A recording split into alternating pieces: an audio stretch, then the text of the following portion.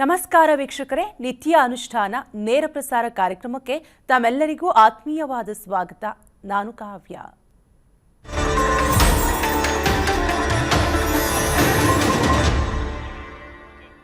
ವೀಕ್ಷಕರೇ, ಆಚಾರ, ವಿಚಾರ, ಆರೋಗ್ಯ ಪ್ರತಿಯೊಬ್ಬರ ಜೀವನದಲ್ಲಿ ಎಷ್ಟು ಮುಖ್ಯ ಅಂತ ಗುರೂಜಿಯವರು ಪ್ರತಿದಿನ ತಿಳಿಸ್ಕೊಡ್ತಾ ಇದ್ದಾರೆ. ಇವತ್ತಿನ ಕಾರ್ಯಕ್ರಮದಲ್ಲಿ ಪ್ರತಿಯೊಬ್ಬರ ಜಾತಕದಲ್ಲೂ ಕೂಡ ಒಂದಲ್ಲ ಒಂದು ದೋಷ ಇದ್ದೇ ಇರುತ್ತೆ. ಹಾಗಾಗಿ ನವಗ್ರಹ ದೋಷ ಇದ್ರೆ ಒಂದು ವೇಳೆ ಜಾತಕದಲ್ಲಿ ಯಾವ ರೀತಿಯಾಗಿ ಕಂಡುಕೊಳ್ಳೋದು, ನವಗ್ರಹ ದೋಷಕ್ಕೆ ಯಾವ ರೀತಿಯಾದಂತಹ ಪರಿಹಾರವಿದೆ, ಯಾವ ರೀತಿ ಹೋಗಲಾಡಿಸೋದು, ಜೊತೆಗೆ ನವಗ್ರಹಕ್ಕೆ ಸುಲಭವಾಗಿ ಯಾವ ರೀತಿಯಾಗಿ ಪಾತ್ರರಾಗೋದು, ಇದೆಲ್ಲದರ ಬಗ್ಗೆ ಮಾಹಿತಿಯನ್ನು ತಿಳಿಸ್ಕೊಡಲು ನಮ್ಮ ಜೊತೆಗಿದ್ದಾರೆ ಯೋಗ ಗುರು, ಖ್ಯಾತ ಜ್ಯೋತಿಷಿ, ವೇದಶಾಸ್ತ್ರ ಪಾರಂಗತರಾದ ಹಂಸಶ್ರೀ ಸವಿತೃ ಶರ್ಮಾ ಗುರುಜಿ.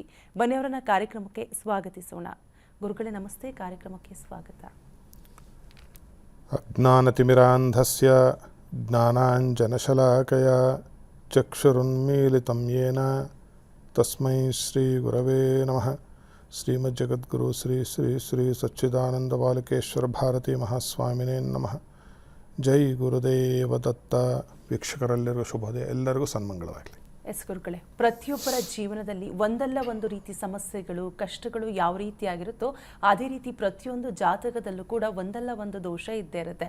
ಸೊ ಇವತ್ತಿನ ಕಾರ್ಯಕ್ರಮದಲ್ಲಿ ಈ ನವಗ್ರಹ ದೋಷ ಜಾತಕದಲ್ಲಿ ಇದೆ ಅಂತ ಯಾವ ರೀತಿಯಾಗಿ ಕಂಡುಕೊಳ್ಳೋದು, ಇದನ್ನು ಹೋಗಲಾಡಿಸೋದು ಹೇಗೆ ಗುರುಗಳೇ ತಿಳಿಸ್ಕೊಡಿ.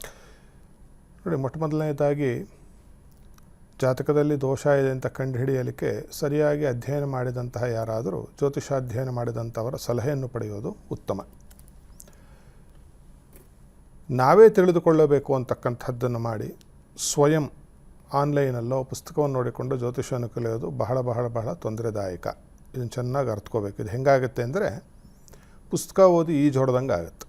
ಪುಸ್ತಕದಲ್ಲಿ ಬರೋದಿರುತ್ತೆ, ಈಜು ಹೊಡೆಯೋದು ಹೇಗೆ, ಅದನ್ನೆಲ್ಲ ಓದಿ ನೀರಿಗೆ ದುಮ್ಕೋದ್ರೆ ಹೆಂಗೆ ಮುಳುಗಿ ಹೋಗ್ತೀವೋ ಅದೇ ರೀತಿಯಾಗಿ ಜ್ಯೋತಿಷವನ್ನು, ಮಂತ್ರಶಾಸ್ತ್ರವನ್ನು ಯಾವುದೇ ಕಾರಣಕ್ಕೂ ಬುಕ್ಕನ್ನು ಓದಿ ಕಲಿತುಕೊಳ್ಳುವ ಒಂದು ಗೋಜಿಗೆ ಹೋಗಬಾರದು. ಇತ್ತೀಚಿನ ದಿನಗಳಲ್ಲೆಲ್ಲ ಹೆಚ್ಚಿದೆ. ಯಾಕಂದರೆ ಯಾರು ನೋಡಿದ್ರೂ ಎಲ್ಲ ನನಗೆ ಜ್ಯೋತಿಷ ಬರುತ್ತೆ, ನಾನು ಎಲ್ಲ ಮಂತ್ರ ಜಪ ಮಾಡ್ತೀನಿ ಅಂತ ಹೇಳಿ ಶುರು ಮಾಡಿದ್ದಾರೆ. ಅದೇ ಹೇಳಿ, ಸ್ವತಂತ್ರಕ್ಕೂ ಸ್ವೇಚ್ಛೆಗೂ ವ್ಯತ್ಯಾಸವನ್ನು ನಾವು ದಯವಿಟ್ಟು ಕಂಡುಕೊಳ್ಳಬೇಕು. ಅನುಭವದಿಂದ ನಮಗೆ ಪ್ರತಿನಿತ್ಯ ಅಥವಾ ನಮ್ಮ ದಿನಚರ್ಯದಲ್ಲಿ ಯಾವುದೋ ಗ್ರಹ ಕೆಟ್ಟಿದೆ ಎಂದು ನಾವು ಹೇಗೆ ತಿಳಿದುಕೊಳ್ಳಬೇಕು ಅನ್ನೋ ಒಂದು ಸೂಚನೆಯನ್ನು ಕೊಡಬಹುದು. ಅಂದರೆ ಜನರಲೈಸ್ಡ್ ಒಂದು ವರ್ಷನ್, ಒಂದು ಡಿಫಾಲ್ಟ್ ವರ್ಷನ್ ಅಂತ ಹೇಳ್ತೀವಲ್ಲ, ಆ ಥರ ಸಾಮಾನ್ಯವಾಗಿ ಒಂದು ಗ್ರಹ ಕೆಟ್ಟ ಏನೇನಾಗಬಹುದು ಒಬ್ಬ ಜೀವನದಲ್ಲಿ ಅಂತಕ್ಕಂಥದ್ದನ್ನು ಅಷ್ಟೇ. ಇದು ನಿರ್ಣಾಯಕ ಅಲ್ಲ, ಸೂಚಕ ಅಂತಕ್ಕಂಥದ್ದನ್ನು ನಾನು ಹೇಳಲಿಕ್ಕೆ ಇಷ್ಟಪಡ್ತೇನೆ.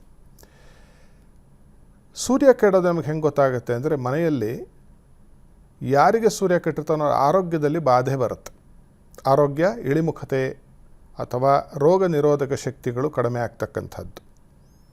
ಇದು ಸೂರ್ಯ ಕೆಟ್ಟಿರುವುದ ಹೆಗ್ಗುರುತು. ಕಣ್ಣಿನ ಸಮಸ್ಯೆ ಬಂದರೂ ಸೂರ್ಯ ಕೆಟ್ಟಿದ್ದಾನೆ, ಹೃದಯದ ಸಮಸ್ಯೆ ಬಂದರೆ ಸೂರ್ಯ ಕೆಟ್ಟಿದ್ದಾನೆ ಅಂತ ಇದು ಸೂಚಕ ಅಷ್ಟೇ. ಇದು ನಿರ್ಣಾಯಕ ಅಲ್ಲ. ಮತ್ತೊಮ್ಮೆ ಎಚ್ಚರಿಸ್ತಾ ಇದ್ದೇನೆ. ಯಾಕೆಂದೆಲ್ಲ ಸ್ವಯಂ ಜ್ಯೋತಿಷಗಳಾಗ್ಬಿಡ್ತಾರೆ. ಎಷ್ಟೋ ಜನ ಹೇಳಿದ್ದಾರೆ, ನೀವು ಹೇಳಿದನ್ನೆಲ್ಲ ಬರ್ಕೊಂಡು ನಾವೇ ಹೇಳಲಿಕ್ಕೆ ಶುರು ಮಾಡಿದ್ದೀವಿ ಅಂತ ಹೇಳಿದ್ದಾರೆ. ಇದು ಬಹಳ ತೊಂದರೆ ಕೊಡುತ್ತೆ. ಜವಾಬ್ದಾರಿಯಿಂದ ವರ್ತಿಸಬೇಕು. ಎರಡನೇದು, ಚಂದ್ರ ಕೆಟ್ಟರೆ ಮನೆಯಲ್ಲಿ, ಅದರ ಒಬ್ಬ ಮನುಷ್ಯನ ಜಾತಕದಲ್ಲಿ ಲೆಕ್ಕ ತೆಗೆದುಕೊಂಡರೆ ಮನಸ್ಸಿಗೆ ಸಂಬಂಧಪಟ್ಟಂತಹ ಮತ್ತು ನಿದ್ರೆಗೆ ಸಂಬಂಧಪಟ್ಟಂತಹ ತೊಂದರೆಗಳು ಅತಿ ಹೆಚ್ಚುತ್ತೆ. ಮನಸ್ಸು ಬಹಳ ಅಲ್ಲೋಲ ಕಲ್ಲೋಲ, ಅದು ಡಿಪ್ರೆಷನ್ ಅಂತ ಹೇಳ್ತಿರಲ್ಲ, ಸ್ಟ್ರೆಸ್ ಅಂತ ಹೇಳ್ತಿರಲ್ಲ, ಅವು ಒಂದು ಸಾಧ್ಯತೆಗಳು. ಎರಡನೇದು ನಿದ್ರೆ, ಅತೀ ನಿದ್ದೆ ಬರೋದು ಅಥವಾ ನಿದ್ರಾಹೀನತೆ, ವಿಪರೀತ ಸ್ಟೂಪರು ಇಲ್ಲದೆ ಇದ್ದರೆ ಇನ್ಸಾಮ್ನಿಯಾ, ನಿದ್ದೆನೇ ಬರೋದಿಲ್ಲ, ಇದು ಸಾಧ್ಯತೆ.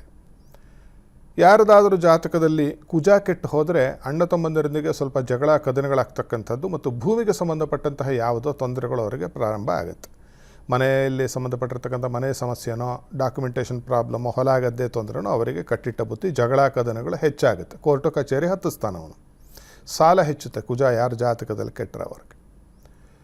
ಬುಧ ಒಬ್ಬರ ಜಾತಕದಲ್ಲಿ ಕೆಟ್ಟು ಹೋದರೆ ಏನಾಗುತ್ತೆ ಅಂತಂದರೆ, ಸಾಮಾನ್ಯತಃ ಲೌಕಿಕವಾದ ವಿದ್ಯೆಗೆ ತೊಂದರೆ ಆಗುತ್ತೆ. ಲೌಕಿಕ ವಿದ್ಯೆ ಅಂದರೆ ಮಾಮೂಲಾಗಿ ಇಂಜಿನಿಯರಿಂಗೋ, ಮೆಡಿಸನ್ ಆಗಿರಬಹುದು, ಅಥವಾ ಅಕೌಂಟೆನ್ಸಿ ಆಗಿರಬಹುದು, ಇನ್ನೊಂದಾಗಿರಬಹುದು, ಬಯೋಕೆಮಿಸ್ಟ್ರಿ ಆಗಿರ್ಬೋದು. ಒಟ್ಟಿನಲ್ಲಿ ಯಾವುದೇ ಓದನ್ನು ನೀವು ಓದೋದಕ್ಕೆ ಏನು ಉಪಕ್ರಮಿಸ್ತೀರಿ ಅದು ಅಷ್ಟಕ್ಕೂ ತೊಂದರೆ ಆಗ್ತಕ್ಕಂಥದ್ದು. ಮತ್ತು ಮಾತಿಗೆ ಸಂಬಂಧಪಟ್ಟಂತಹ ತೊಂದರೆಗಳು, ಹೇಗಂದ್ರಾಗಿ ಮಾತಾಡೋದು, ಕೆಟ್ಟದಾಗ ಮಾತಾಡೋದು, ಅಥವಾ ಮಾತನಾಡಲಿಕ್ಕೆ ಸಮಸ್ಯೆ ಉಂಟಾಗ್ತಕ್ಕಂಥದ್ದು ಇವೆಲ್ಲವೂ ಕೂಡ. ಮತ್ತು ಸೋದರ ಸಂಬಂಧದಲ್ಲಿ ಸ್ವಲ್ಪ ಈ ಒಂದು ಏನು ಅವರ ಪ್ರೀತಿ ವಿಶ್ವಾಸಗಳಿದೆ ಅದು ಕಡಿಮೆ ಆಗ್ತಾ ಬರುತ್ತೆ, ದೊಡ್ಡಪ್ಪ ಚಿಕ್ಕಪ್ಪ ಅಂದರೆ ಮಕ್ಕಳೊಂದಿಗೆ. ಒಬ್ಬರ ಜಾತಕದಲ್ಲಿ ಗುರು ಕೆಟ್ಟು ಹೋದರೆ ಹಣದ ಸಮಸ್ಯೆ ಅತೀವವಾಗಿ ಅವರನ್ನು ಕಾಡುತ್ತೆ. ಎರಡನೆಯದಾಗಿ ಅವರಿಗೆ ಪೂಜೆ ಪುನಸ್ಕಾರ ದೇವರು ದಿಂಡ್ರು ಸಂಪ್ರದಾಯದಲ್ಲಿ ಪೂರ್ತಿ ವಿಶ್ವಾಸವನ್ನು ಕಳೆದುಕೊಳ್ತಾರೆ ಅವರು. ಸಿಹಿ ಬಗ್ಗೆ ಅಸಡ್ಡೆ, ಸಿಹಿ ತಿನ್ನಲಿಕ್ಕೆ ಆಗೋದಿಲ್ಲ ಅಂಥವರಿಗೆ. ಮತ್ತು ಅವರಿಗೆ ಮಕ್ಕಳಿಗೆ ತೊಂದರೆ ಹೆಚ್ಚುತ್ತೆ ಅಥವಾ ಮಕ್ಕಳಿಂದ ಸಮಸ್ಯೆಯನ್ನು ಎದುರಿಸ್ತಾರೆ ಗುರು ಕೆಟ್ಟು ಹೋದರೆ. ಜಾತಕದಲ್ಲಿ ಶುಕ್ರ ಕೆಟ್ಟರೆ ಏನಾಗುತ್ತೆ ಅಂತಂದರೆ ಮದುವೆಗೆ ಸಂಬಂಧಪಟ್ಟಂತಹ ಸಮಸ್ಯೆಗಳು, ದಾಂಪತ್ಯಕ್ಕೆ ಸಂಬಂಧಪಟ್ಟಂತಹ ಸಮಸ್ಯೆಗಳು, ಮದುವೆ ಆಗುವುದಕ್ಕೆ ಸಮಸ್ಯೆಗಳು, ಮತ್ತು ಮದುವೆ ಆದವರಿಗೆ ಹೆಂಗಸರಿಗಿದ್ದರೆ ಗಂಡಸರಿಗೆ, ಗಂಡಸರಿದ್ದರೆ ಹೆಂಗಸರಿಗೆ ಸಮಸ್ಯೆ ಬರುತ್ತೆ. ಅಂದರೆ ಗಂಡನಿಗೆ ತೊಂದರೆ ಇದ್ದರೆ ಅದು ಹೆಂಡತಿಗೆ ಅನಾರೋಗ್ಯವೋ ತೊಂದರೆಯೋ, ಹೆಂಡತಿಗೆ ಸಮಸ್ಯೆ ಇದ್ದರೆ ಗಂಡನಿನ ಆರೋಗ್ಯವೋ ತೊಂದರೆಯೋ ಬರುತ್ತೆ. ಇದು ಶುಕ್ರ ಕೆಟ್ಟಿರುವ ಲಕ್ಷಣ. ಶನಿ ಕೆಟ್ಟರೆ ಏನಾಗುತ್ತೆ ಅಂದರೆ ಉದ್ಯೋಗದ ಸಮಸ್ಯೆ ಬರುತ್ತೆ, ಸೋಮಾರಿತನ ಹೆಚ್ಚುತ್ತೆ, ಮಲಗಿದ ಕಡೆನೇ ಮಲಗಬೇಕು, ಕೂತಿದ್ದ ಕಡೆನೇ ಕುಳಿತುಕೊಳ್ಳಬೇಕು ಅಂತ ಅನಿಸುತ್ತೆ, ಆಯುಷ್ಯದಲ್ಲಿ ಇಳಿಮುಖತೆ ಉಂಟಾಗತ್ತೆ, ಮತ್ತು ಯಾವ ವಿಚಾರದಲ್ಲೂ ಅವ್ರಿಗೆ ಆಸಕ್ತಿ ಇರೋದಿಲ್ಲ.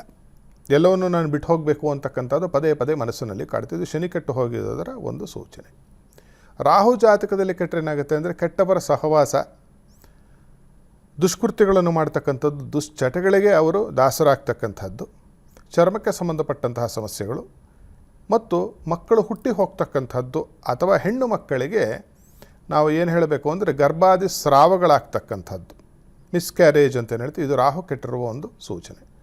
ಕೇತು ಕೆಟ್ಟರೆ ಏನಾಗುತ್ತೆ ಅಂತಂದರೆ ಅವರು ಒಣವೇದಾಂತಿಗಳಾಗುವ ಸಾಧ್ಯತೆ. ಶುದ್ಧವಾಗಿ ವೈರಾಗ್ಯ ಬರಬಹುದು ಎಲ್ಲೋ ಲಕ್ಷಕ್ಕೊಬ್ಬರಿಗೆ, ಆದರೆ ಸುಮ್ಮನೆ ಅವರು ಬೂಟಾಟಿಕೆಯ ವೇದಾಂತವನ್ನು ಹೇಳ್ತಕ್ಕಂಥವ್ರು ಬೂಟಾಟಿಕೆಯ ಸೋಗಿನಲ್ಲಿ, ಶಾಸ್ತ್ರದ ಸೋಗಿನಲ್ಲಿ ಬೂಟಾಟಿಕೆ ಮಾಡಿಕೊಂಡು ಬದುಕ್ತಕ್ಕಂಥವ್ರಾಗ್ತಾರೆ, ಮತ್ತು ಬಹಳ ನೀಚರ ಸಹವಾಸವನ್ನು ಮಾಡ್ತಾರೆ, ಅಥವಾ ಬರೀ ತೀರ್ಥಯಾತ್ರೆಗಳನ್ನೇ ಮಾಡಿಕೊಂಡು ಇದ್ದು ಬಿಡ್ತಾರೆ. ದೇವರು ಪೂಜೆ ಪುನಸ್ಕಾರ ತಪ್ಪು ಅಂತ ಹೇಳ್ತಿಲ್ಲ, ಅವರ ಚರ್ಯೆ ಹೀಗಿರುತ್ತೆ ಅಂತ ಹೇಳ್ತಾ ಇದ್ದೇನೆ.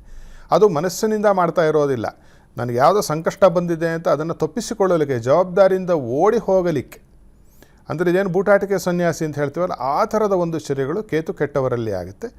ಆಮೇಲೆ ಯಾವುದೇ ಒಂದು ಲೌಕಿಕವಾದ ಒಂದು ವಿಚಾರದ ಬಗ್ಗೆ ಆಸಕ್ತಿಗಳನ್ನು ಕಳೆದುಕೊಂಡು ಯಾವಾಗಲೂ ಪರಮಾರ್ಥದ ಬಗ್ಗೆ ಓದ್ತಕ್ಕಂತಹ ಅದರ ಬಗ್ಗೆ ಹೆಚ್ಚಿನ ಆಸಕ್ತಿಯನ್ನು, ಮಂತ್ರಯಂತ್ರ ತಂತ್ರಗಳಲ್ಲಿ ಹೆಚ್ಚು ಆಸಕ್ತಿಯನ್ನು ಉಳ್ಳವರಾಗ್ತಾರೆ ಅಂತಕ್ಕಂಥದ್ದು ಕೇತು ಕೆಟ್ಟಿರುವುದರ ಒಂದು ವಿಚಾರ. ಇದಿಷ್ಟು ಹೀಗೆ ನಾವು, ಇದು ಒಂದು ಸೂಚಕ ಅಷ್ಟೇ, ಹೀಗೆ ಅಂತಲ್ಲ. ಈಗ ಯಾವುದೋ ಕೆಟ್ಟಿದ್ರೆ ಹಿಂಗೆ ನೀವೇ ಒಂದು ಪರಿಹಾರ ಮಾಡಿಕೊಳ್ಳೋಕೆ ಹೋಗೋದು ಅಷ್ಟು ಸಮಂಜಸ ಅಲ್ಲ. ಇನ್ನು ಈ ಗ್ರಹಗಳ ದೋಷ ಪರಿಹಾರವನ್ನು ನಾವು ಹೇಗೆ ಮಾಡಿಕೊಳ್ಳಬಹುದು ಅಂತ ನಾವು ನೋಡಿದರೆ, ಸೂರ್ಯನ ದೋಷ ಪರಿಹಾರಕ್ಕೆ ಏನು ಮಾಡಬೇಕು ಅಂದರೆ ಸೂರ್ಯೋದಯಕ್ಕೆ ಮುಂಚೆ ಎದ್ದು ಸ್ನಾನವನ್ನು ಮಾಡಿ ಸೂರ್ಯ ನಮಸ್ಕಾರವನ್ನು ಮಾಡ್ತಕ್ಕಂಥದ್ದು. ಯೋಗಾಸನದಲ್ಲಿ ಏನು ನೀವು 10 ಅಥವಾ 12 ಸ್ಟೆಪ್ಪಿನ ಸೂರ್ಯ ನಮಸ್ಕಾರವನ್ನು ಮಾಡ್ತೀರಿ, ನೀವು ಅದನ್ನೂ ಮಾಡಬಹುದು.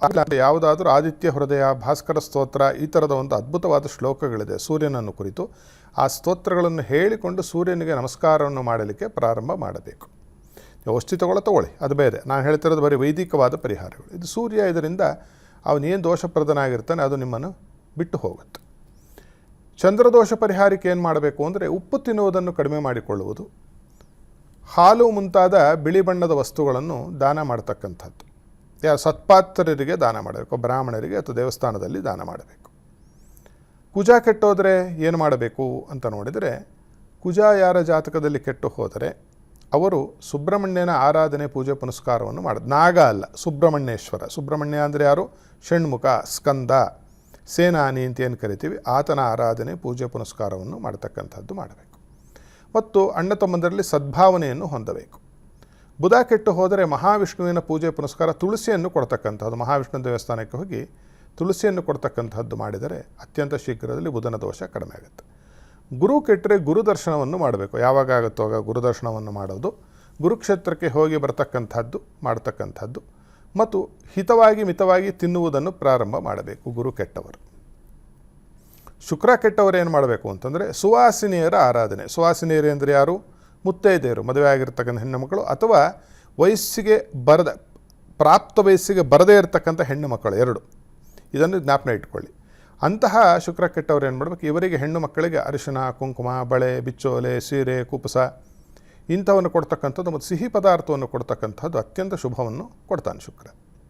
ಶನಿ ಕೆಟ್ಟು ಹೋದರೆ ಸುಲಭದಲ್ಲಿ ಶನಿ ದೋಷವನ್ನು ಹೇಗೆ ಪರಿಹಾರ ಮಾಡಿಕೊಳ್ಳಬೇಕು ಅಂತಂದರೆ, ಕೆಲಸದವರು ಇರ್ತಾರೆ ನೋಡಿ, ಕೂಲಿ ಕೆಲಸ ಮಾಡ್ತಾರೆ, ಮೈಯನ್ನು ಬಗ್ಗಿಸಿ ದೈಹಿಕ ಪರಿಶ್ರಮದಿಂದ ಬದುಕ್ತಾ ಇರತಕ್ಕಂಥವರಿದ್ದಾರೆ. ಏನು ಮೂಟೆಯನ್ನು ಹೊರತಕ್ಕಂಥವರಾಗಿರಬಹುದು, ಅಥವಾ ಯಾರು ಮನೆ ಕನ್ಸ್ಟ್ರಕ್ಷನ್, ಮನೆಯ ಒಂದು ಎಲ್ಲಿ ಕೆಲಸ ನಡೀತಾ ಇರುತ್ತೆ, ನಿರ್ಮಾಣದ ಕೆಲಸ, ಅಲ್ಲಿ ಕೆಲಸ ಮಾಡ್ತಾ ಇರ್ತಕ್ಕಂಥವ್ರು, ಅಂಥವರಿಗೆ ನೀವು ಅನ್ನಾಹಾರಗಳನ್ನು ಒದಗಿಸ್ತಕ್ಕಂಥದ್ದು, ಮತ್ತು ಮೈಗೆ ಹಚ್ಚಿಕೊಳ್ಳಲಿಕ್ಕೆ, ಪೂಸಿಕೊಳ್ಳಲಿಕ್ಕೆ ಯಾವುದಾದ್ರೂ ಎಣ್ಣೆಯನ್ನು, ಕ್ರೀಮನ್ನು ಕೊಡ್ತಕ್ಕಂಥದ್ದು. ಇದು ಶೀಘ್ರದಲ್ಲಿ ಶನಿಯ ದೋಷವನ್ನು ಪರಿಹರಿಸುತ್ತೆ. ರಾಹು ಕೆಟ್ಟರೆ ಏನು ಮಾಡಬೇಕು ಅಂತಂದರೆ, ರಾಹು ಕೆಟ್ಟರೆ ಏನು ಮಾಡಬೇಕು ಅಂತಂದರೆ ಅನ್ಯ ಧರ್ಮೀಯರಿಗೆ ನಿಮ್ಮ ಕೈಲಾದ ಸಹಾಯವನ್ನು ದಾನವನ್ನು ಮಾಡಬೇಕು. ನಮ್ಮ ಹೈಂದವ ಧರ್ಮದ ಅಲ್ಲದೇ ಇರತಕ್ಕಂಥವ್ರಿಗೆ ಮಾಡ್ತಕ್ಕಂಥದ್ದನ್ನು ಮಾಡಬೇಕು.